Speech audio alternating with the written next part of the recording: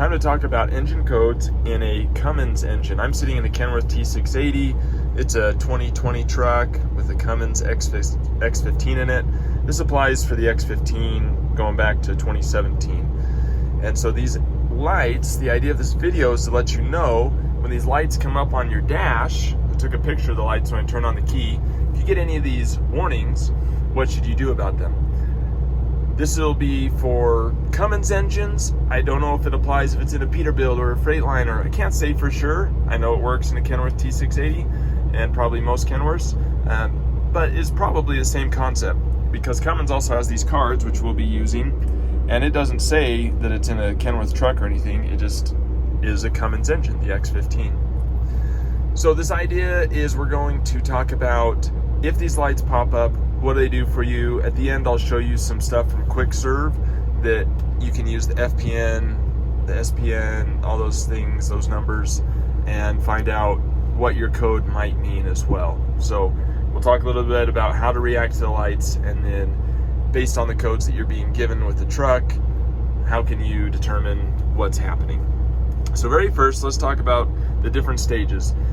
Like most engines, it's kind of got three stages where it's like, hey, you need to get something worked on eventually, or hey, you need to stop pretty soon and get work, or I'm going to shut the truck down. The first one being this lamp with the wrench. And these look a little differently over time. In this truck, it's a little different. This can come on and flash, and it will let you know that you've got to get something worked on eventually.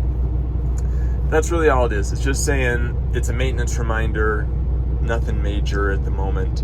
But if you don't get it worked on, it can turn into a check engine. So then your second stage is this light here, the malfunction indicator lamp. And even on this card, it tells you you'll be able to finish work for the day, but you do need to get something fixed. And that's telling you you do need to get to a shop soon. You need to get something worked on. That's what that light's telling you to do. Third is the worst, the stop engine light. Once that comes on, you better start pulling over, and if you don't, it'll likely start flashing, and then it will just shut you down. The engine's not going to let it get hurt. It's just going to cut things off. Now, if you need to pull codes, you can cycle through your dash and go to the codes. Like on this truck, of course, I don't have any right now, so it's not going to give me any, but you'd go to warnings and faults, you'd click the button. Right here, I'm using this guy, and then I would be able to pull up my warnings and faults, but right now I don't have anything right there, of course. And then once you have that information, we can pull up these codes. Now, the way to get these, there's a service called Quickserve. I believe it's free, and you can get it through Cummins. You know, call a dealer and ask how to get it, or call a Cummins rep.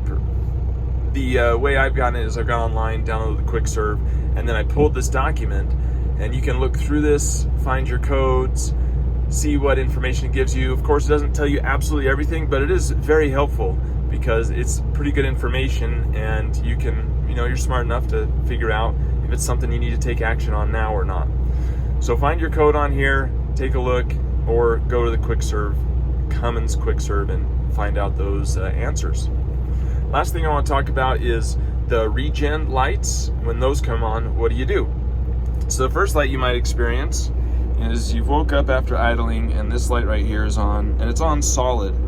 Now it even says right here what you can do about it off to the side on this card if you have one. If you are just going to get on the freeway and drive for at least 20 minutes or more, then you can just get on the freeway and go.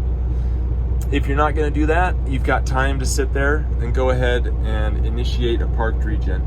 Depending on the truck, how you do that, cycle the parking brake, turn cruise control on and off, and then make sure your disable switch isn't turned on, and then push and hold the regen switch to get it going on a regen. Sometimes in the new dashes, you can even activate it through there.